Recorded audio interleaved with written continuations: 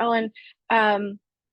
I am a social worker by training, so knew from very early on I wanted to be a social worker. I'm not exactly sure why, but here I am 3 degrees later, and found implementation science after working in critical care medicine as a researcher and realizing that there was this gap, right? That we knew what worked, but we couldn't get it into practice, or we weren't getting it into practice to help the people that we wanted to help. And so that led me down a path to where I am today. I do have affiliations both here at the University of Pennsylvania and also at the VA.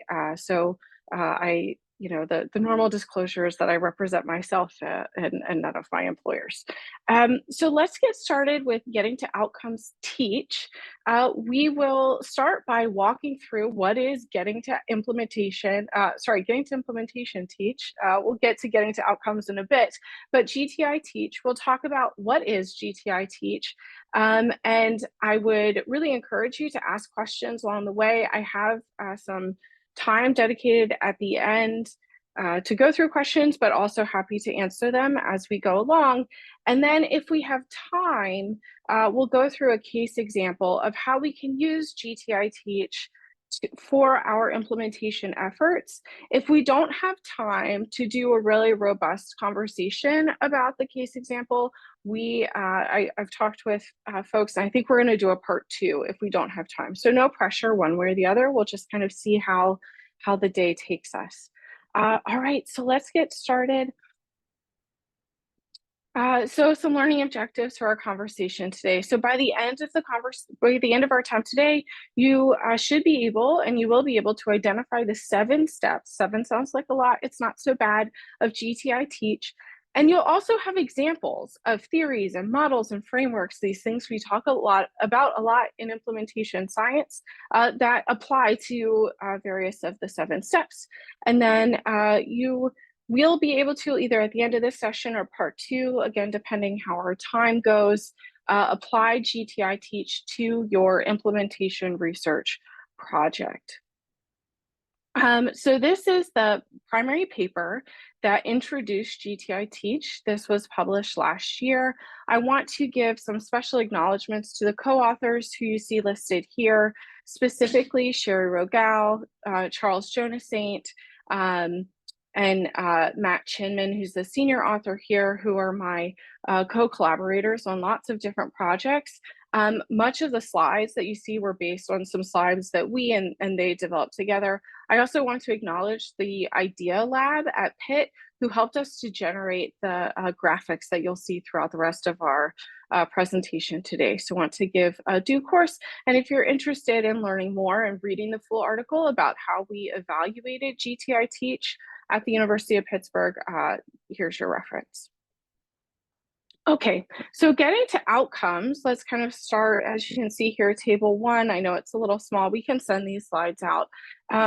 So GTO, which is on the left side, is a framework. It's a meta implementation strategy, which is a little bit of jargon there, but it is a step-by-step process. You can see there's 10 steps here. GTO is a step-by-step process developed by Matt Chinman and colleagues to help people take an evidence-based practice and put it into practice. And so from GTO was developed GTI, which is in that middle column there. And GTI really focuses on the implementation process there. GTI is a process framework. And so what that means is that it helps to guide people through each of the steps of taking an intervention or an innovation and moving it into practice, implementing it. And then GTI teach can be used both in conjunction with GTI and GTO or other process models and frameworks, such as implementation mapping, to then help guide folks through the process of taking your idea, the gap that you see, and moving that through implementation. And so I'll give a little bit of background here. So we were developing some courses at the University of Pittsburgh for implementation science, really thinking about how could we make implementation science a bit more attainable for folks who are new or not quite as familiar with kind of the field of implementation science and how to put it into clinical practice, or put it into practice rather.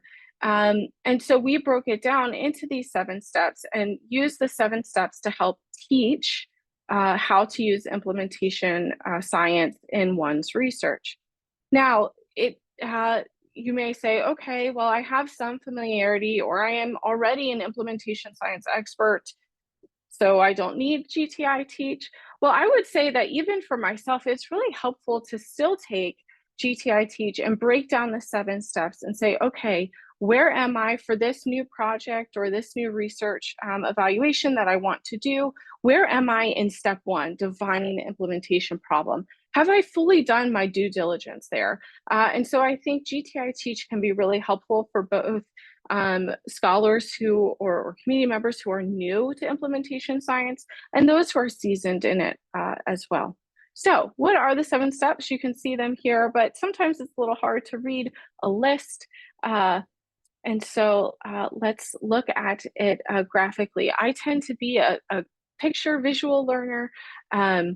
And so here we go. And I will just say, Casey, could you let me know if there are any items that come up in the chat, because I do want to be responsive that way as well. Thank you. So this is our roadmap to implementation. I really enjoy this. I find it really fun, but you can see the 7 steps to implementation. How do we get to implementation? Okay, we broke it down into 7 steps for you. And so for the next period of time, we will be going through each of these 7 steps, talking in detail about what they mean, and going from there. Again, if you have questions, please unmute yourself and let me know. Okay, so the first step is defining the problem. So thinking about what is the health problem of interest to you. Often we talk about this, the chasm, right? The quality chasm we talk about a lot in health services research. What is this evidence-based practice? What is this thing that we know works? And then what is our current state? What are we actually doing? And oftentimes, the difference between the evidence-based practice, what we know works, and what we're currently doing, there's a pretty wide gap there. And so the goal really of implementation science is hopefully to bridge that gap. So when we think about our implementation problem, when we think about our implementation research project, as we think about it within this context, we want to start by saying, what is our health problem of interest? What is the gap that we are seeking to address? And when I have a couple slides here about thinking about how we can define the problem, thinking about it in different ways, but some of the things you want to understand as you're beginning to define the problem is thinking about what is some implementation science terminology that may be helpful for you. Is this problem, or is this evidence-based practice? Is it actually evidence-based? Are you ready to take it into implementation? And I would recommend that folks read Megan's implementation subway paper to help think about and help you make that decision. Is your evidence-based practice ready to move into implementation?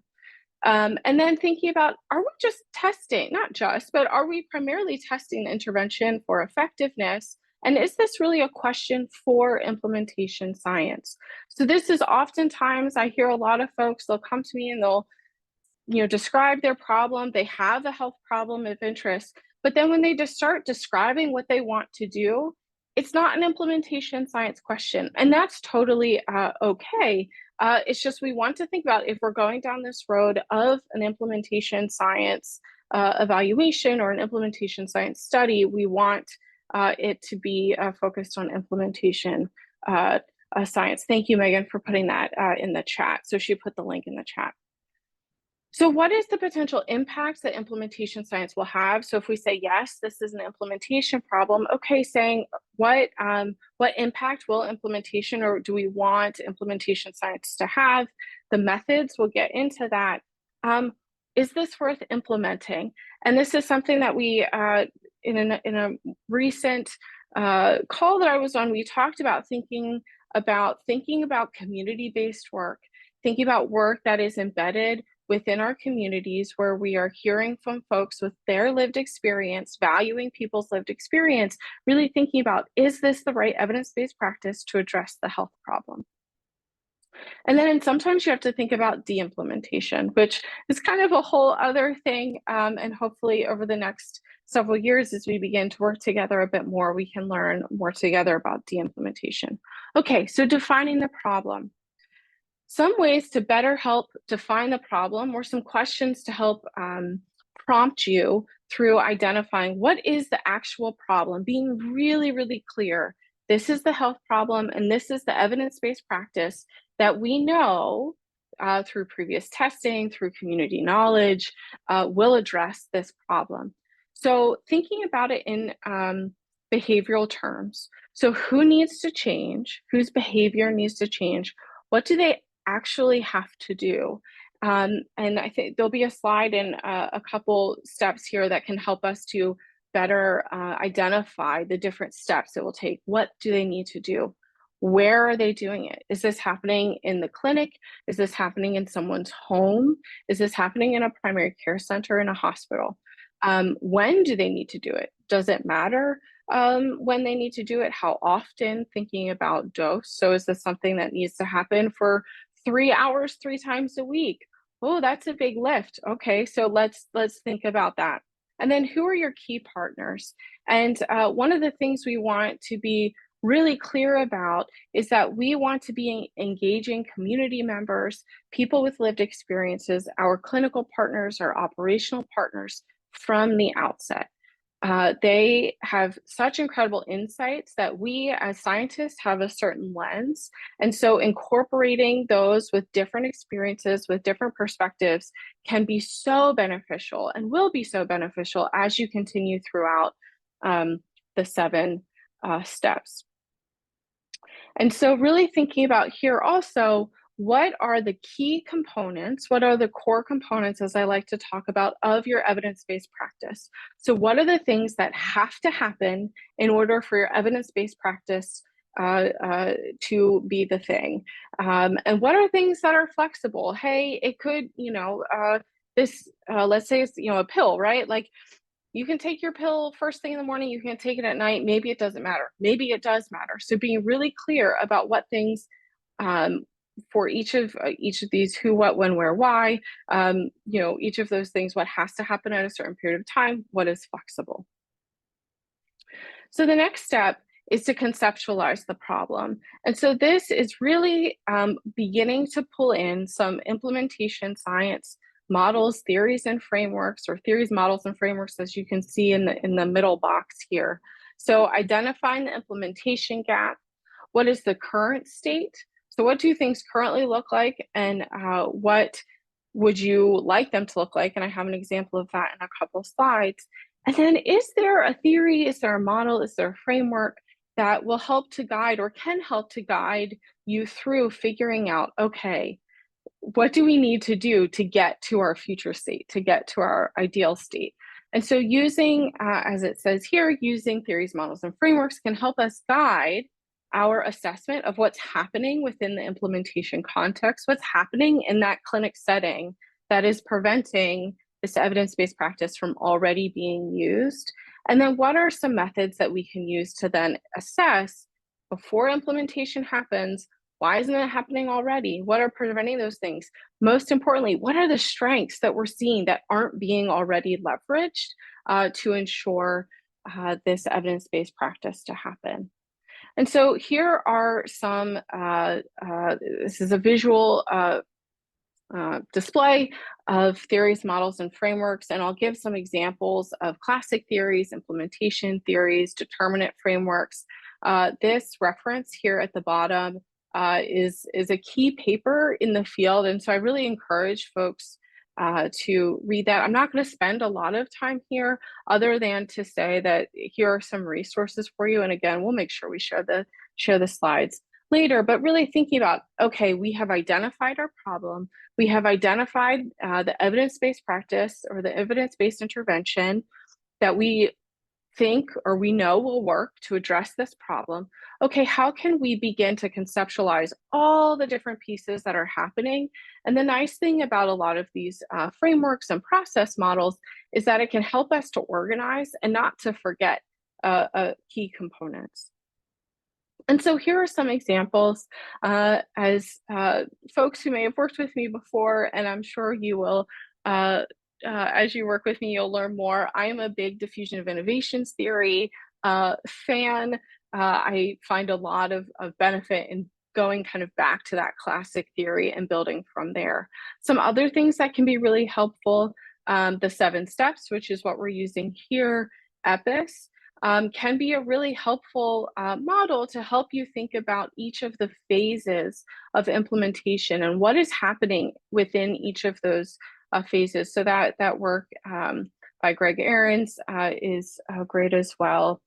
We have some implementation, more oriented theories, and then frameworks, which we'll get to in a bit, CFER, and then we have PRISM, REAIM. And so again, as we're beginning to conceptualize our problem, as is noted here at the bottom, this is a great time to begin to think about, okay, I'm using EPIS, or I'm using the 7 steps, or I'm pulling the innovation decision process from diffusion of innovations theory. Here are the different variables. Here are the different components that we know are really important for us to understand what's happening so that we can get back to that behavior change.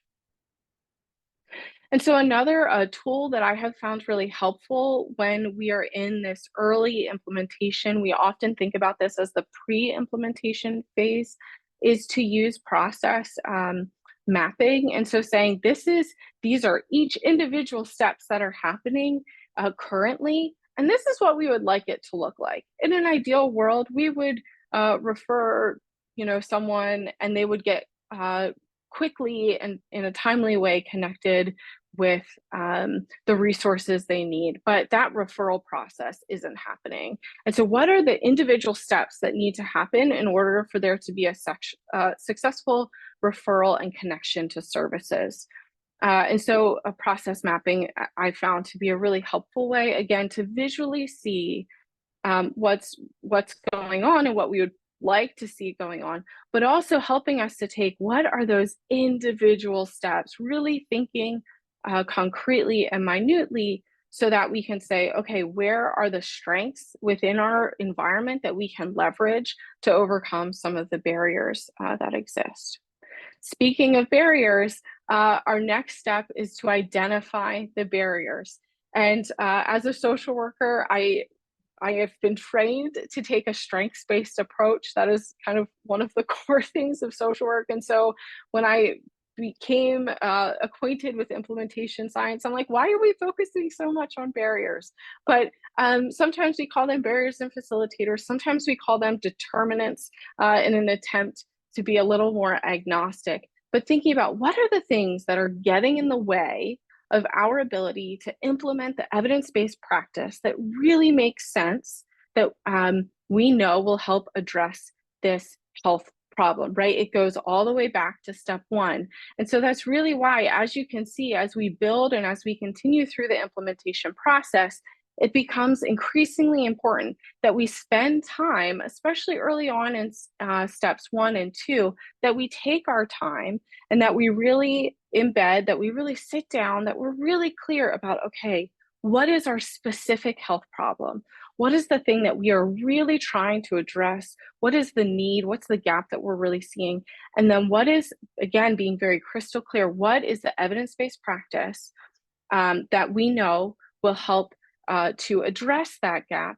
What are those core components? What are the adaptable components? Okay, getting back to step 3, I'll get off my soapbox here. So what are the barriers? What are the things that are getting in the way? Now, you could say, okay, great, LauraEllen, do I just ask people that? What are the barriers? Okay, yes, that's a lot. That's where the models get really helpful, and we'll dig into that in a little bit. Again, a reminder, as we talked about in step 1, again, it's important, engage with your partners, engage with community members, people with lived experiences within your particular health problem that you're attempting to address. And leveraging that, understanding what are the strengths, what are the gaps in services, what are the barriers that they're experiencing, and combining that lived experience with conceptual models. And so again, as a methodologist, I am big on models and frameworks and theory. I also understand that this can feel really overwhelming. So let's think about some what we call determinant frameworks. I would really recommend that folks, if you're interested in learning more about this, reading the Pierre Nelson paper that I had cited a bit earlier. So CFIRS, the Consolidated Framework for Implementation Research, is a very commonly used implementation determinant framework that can really help you in the pre-implementation phase get a really big understanding of what is happening within the context. What are the things that are the strengths that exist? What are the weaknesses? What are the barriers? What are the things that are getting in the way of our ability to use this evidence-based practice? And so there are lots of resources. I have been so privileged and honored to really work with some of the CFIR folks more closely. And so there are lots of resources on the cfirguide.org website, shameless plug there. But what is great about CFIR is that there are 5 domains, and then there are sub-constructs. And we do not recommend that you look at all the constructs. I know the updated CFIR reconfigured some of the constructs. So it was originally published in 2009. The updated CFIR, I believe, was published last year, I think it was published the end of 22. And so really thinking about what are the things that are most salient to this particular intervention, to this particular implementation gap. Again, this is going back to step 1, being really clear about what is the behavioral change that you're trying to see, and then helping to pick your CFIR domains and sub-constructs that are most relevant to that specific gap that you're seeing. And so helpful ways to identify barriers and facilitators. Often this is qualitatively done. For example, CFIR Guide. I also know that Paris and iParis have been around for a while, so there's quite a number of resources available for that. There are interview guides that are out there. I know that they exist for CFIR as well as in vivo code books to help with the analysis of the interviews in your pre-implementation phase. There are also surveys that have been done. So I know there's a group out of Pittsburgh who's working to validate some of the CFIR surveys and really begin to think about, okay, what are the best ways that we can collect and better understand what's happening with barriers and facilitators? And then this is the time to begin to think about, as you are identifying your barriers and facilitators, as you're saying, these are the strengths of our community. This is the strengths of this area of clinical practice, for example. What are the implementation outcomes that are most relevant, most salient for that group, and most connected to the barriers and facilitators that you've identified?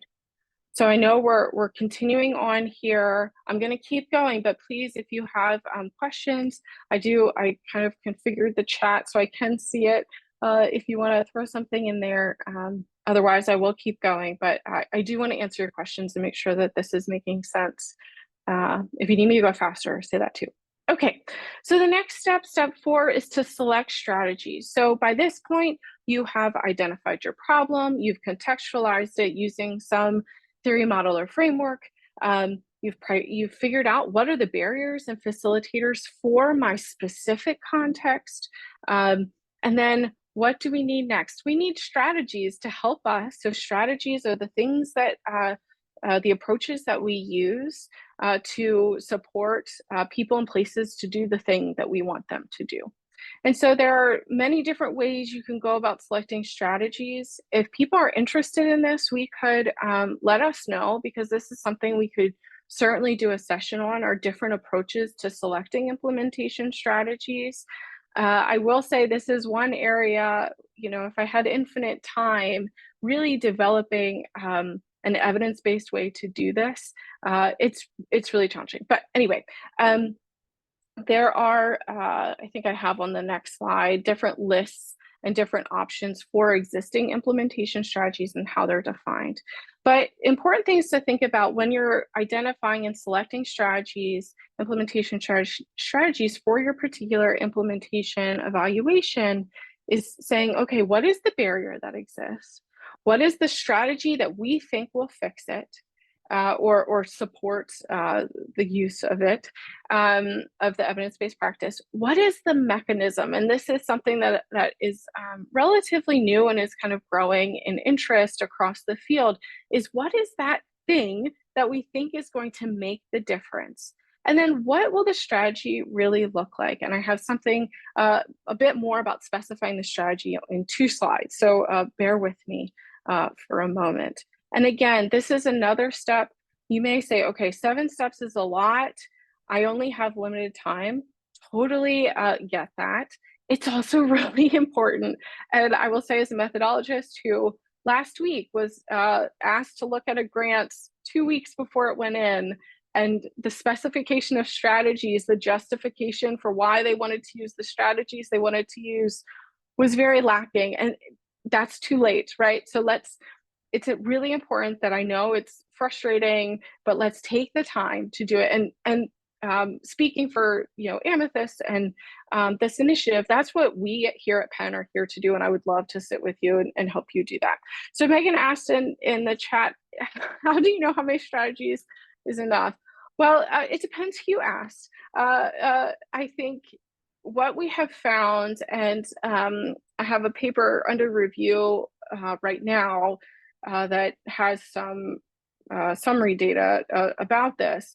People love to use as many strategies as possible. And I think it's one of the things in research in particular that I see as a limitation, especially when we think about going from, I'm going to be a bit stereotypical here, but when we go from kind of highly resourced institutions with lots of research funding to study this implementation gap, we want to throw everything at it. We want it to be successful because that's what we're incentivized to do, speaking bluntly. And so what we find is that researchers like to use a lot of strategies.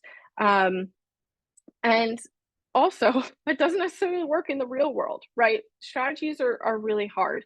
And so my recommendation, and this particular grant that I looked at last week or a week and a half ago, I very much recommended to them, pare down to the bare minimum that you think you need, especially when we're thinking about rigorous quality improvement work, when we're thinking about community-based work, when we get to sustainability, which is step 7, but is something that I think we need to be thinking about more throughout our entire implementation evaluation journey, is thinking about, okay, when we as the scientists back away, because we will, right? We will fade back into our universities, and we leave these communities or these clinics with this intervention. What do we think is the bare minimum? Now, I think there's benefit to, especially in the ramp up to something as you're building capacity, to use some additional strategies. But my recommendation is to try and use as few as possible. My goal is to always have an eye towards sustainability, is how I think about it. And really think about how can I be pragmatic and realistic for when we as researchers inevitably leave. So that's a non-answer to your question, Megan. Okay, so thinking about some taxonomies.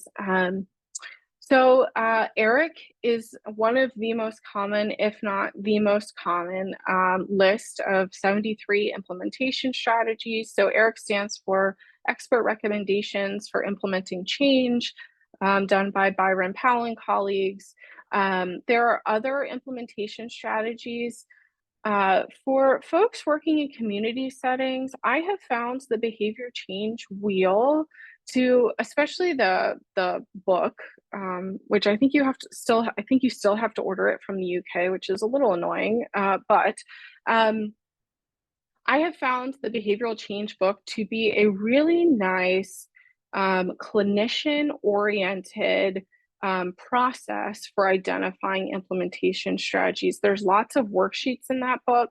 So if folks are interested in talking more about that, please reach out to me. I'm happy to talk about that more. The CDC Community Guide also has a list of implementation strategies, and we'll talk about specifying and reporting strategies on the next slide. And so there are different ways of matching the strategies. And so this gets a little bit to Megan's question as well, thinking about how many implementation strategies are necessary. So there's a process called implementation mapping, which there's quite a bit of literature on that now that can help you to go from your barriers and say, these are the barriers, these are the things that we want to change, this is the behavior that needs change, and then looking at what are implementation strategies that we think can best support that change happening. So there are some additional resources there. Now, however many implementation strategies you end up using, one of the things that I find to be so important is that you specify the strategies as clearly as possible. And so I highly recommend, if you haven't read this article, it's it's pretty digestible to read, from 2013 by Nola Proctor. It is really important to help think about, and I think not just important from like a research reporting side, also important from an implementation side. And as you begin to test your implementation strategies, as you begin to evaluate your implementation process, when you are really clear about this is what my strategies are, it then becomes a lot easier to make sure that you're still following your protocol, to say, this is what we are doing, this is what we're not doing. It can create a really nice communication between you as the principal investigator, your research staff, your community partners. And so I think you certainly could write this in a way that's more inward facing from a scientific or research perspective, and you can write this as like an outward facing, more clinician or community partner perspective as well. But I think all these different things, and again, I encourage folks to read this paper. This is one of the papers that I tend to pull out every like 6 or 8 months or so, just to remind myself, what are some good examples of this? And so I would definitely recommend that to folks. So that's step 4. Let's move to step 5, test the implementation. So we have identified our health problem, we have identified our evidence-based practice, we know what are the core components, what are the things that have to happen in order for this to be the intervention, and then what are some of the optional things or components that are modifiable. We have contextualized it, we have identified our barriers and facilitators, we have selected strategies, and guess what? Now we get to test it. There are hybrid designs, which if folks are interested, again, if people, whatever topics you are interested in learning more about, please reach out to one of us and let us know, because we want to make these useful for you. So we can talk more about hybrid designs, but hybrid designs are a blend of testing the effectiveness of the intervention and testing and evaluating the implementation itself.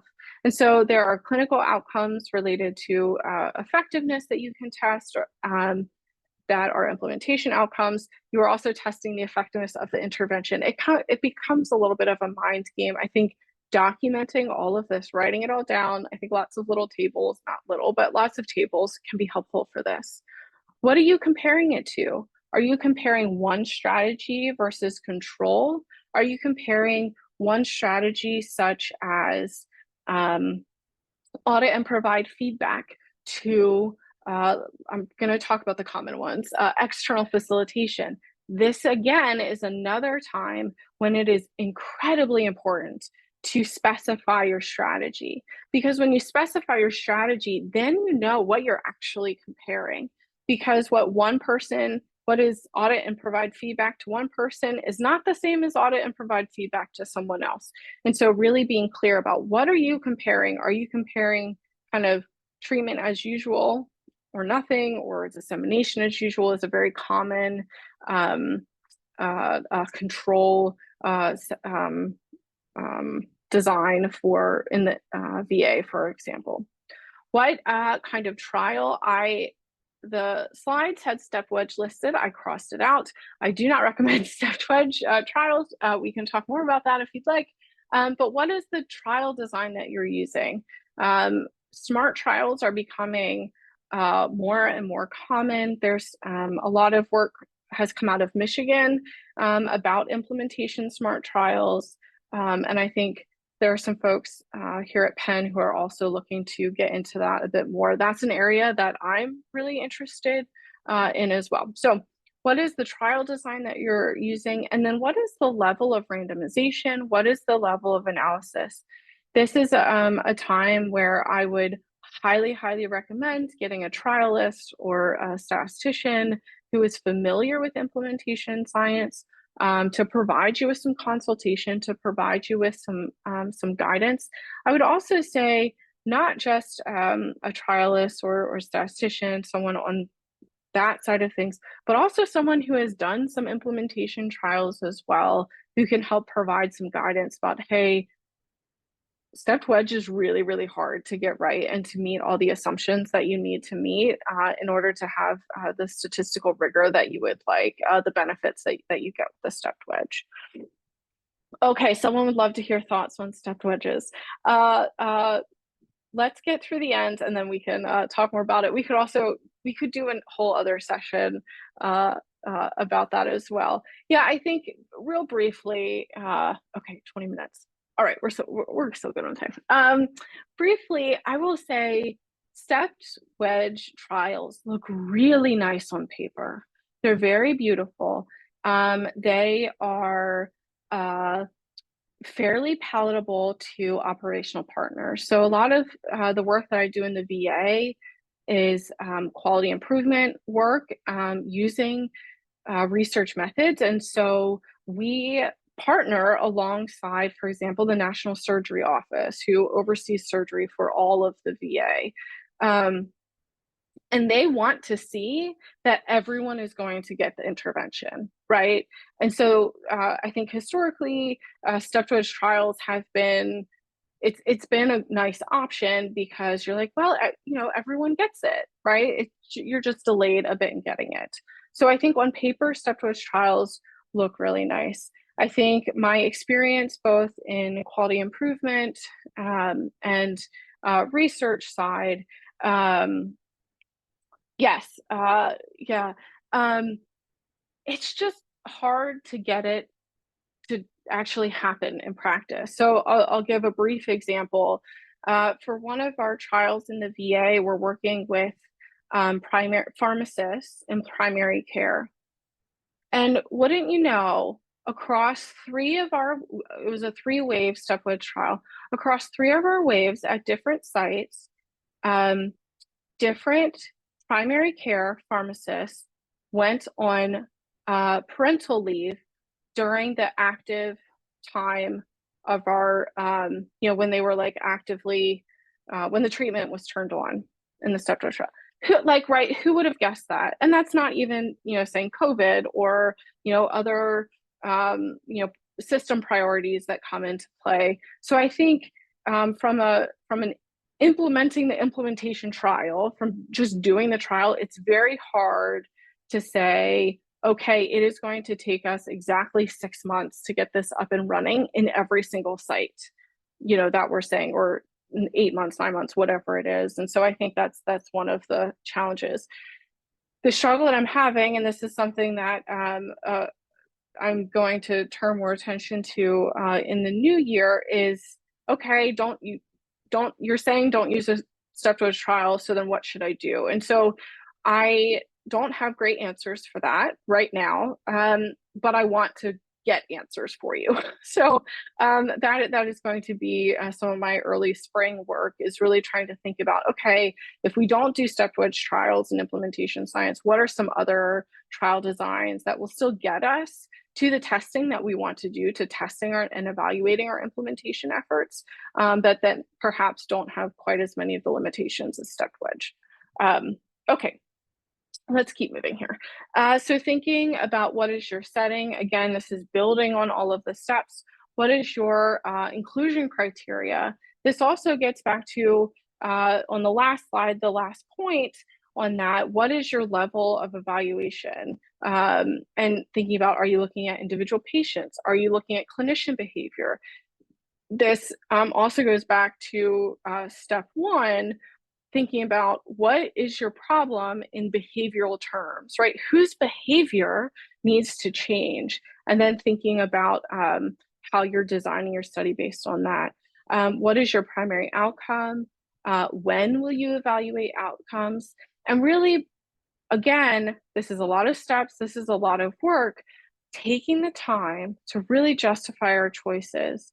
I think for, not to go back to my soapbox about stepped wedge trials too much, I think for a lot of folks, they said, oh, look, there are all these published protocol papers using stepped wedge trial design. It must be the right thing to do. And so finding a real solid justification for why doing your choices. And I will say, I think there are evidence-based interventions. I think there are settings. I think there are implementation evaluations that can work for stepped wedge trials. I just think to do that with caution. Okay, evaluate. So we have designed our study in step 5. Step 6 is saying, what evaluation frameworks will we use? How will we evaluate that? Again, I know it's only been on a couple of slides and a couple of the steps, but really working with your partners, working with clinical partners, community partners, patients with lived experiences, caregivers, their support systems. What does that look like for your given health outcome of interest? What outcomes will you focus on? I note in the box at the bottom, implementation outcomes. Proctor has 2 great papers outlining different implementation outcomes, lots of things to think about there. RE-AIM is a very common evaluation framework, standing for reach, effectiveness, adoption, implementation, and maintenance, or sustainability. And there is a newer refinement of RE-AIM, which emphasizes sustainability a bit more, which I think is really useful. Operationalizing what are your implementation outcomes, what are your effectiveness outcomes, and being very clear about how you're defining them, when you're collecting them, how, frequency of collection for them, and then how you're measuring them. Are these things that will be captured from the electronic health record? Okay, how are you doing that? So being really conscious there. Here are some examples of implementation outcomes. So we have the beginnings of reach, with the exception of sustainment, could be sustainment / maintenance, but thinking about fidelity, thinking about, was the intervention itself, was the way in which the intervention was put into practice, so the strategies, was that acceptable to the clinicians who are using it, to the patients, their family members? How much did this cost? There's a lot of need in that space as well. Who adopted the evidence-based practice and who didn't? Again, thinking about the clinician level, the clinic level as well. And then finally, step 7 is getting to sustainment.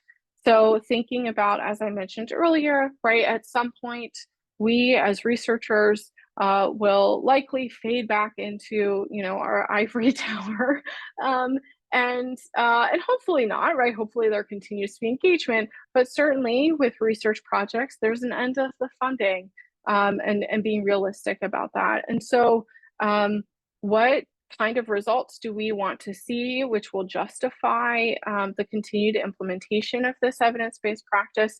What do we need to change? What didn't work so well? And again, thinking about that, you can build some of that into your study design, depending what kind of resources you have and how you can do that. And then who will lead the sustainability efforts, key outcomes, what funding is needed. If you had money to do initial training for staff, what happens when there's staff turnover and you get new staff? Is there additional supports to keep new folks trained? And so again, here are some additional resources thinking about sustainability, the updated REAM, as I mentioned before. This Proctor 2013 paper has a lot in it, so I would definitely recommend looking into that as well. So this is the last of the 7 steps. And so GTI Teach is really, yes, it was developed primarily as a tool to introduce people who are not familiar with implementation science to implementation science and to be able to empower them to use it within their own health problem of interest. I think it's also, of course I'm biased, but I think it is a really helpful tool, especially for people who are seasoned in the field, to go back to basics and say, okay, let's make sure that we're defining, let's make sure we're thinking about things.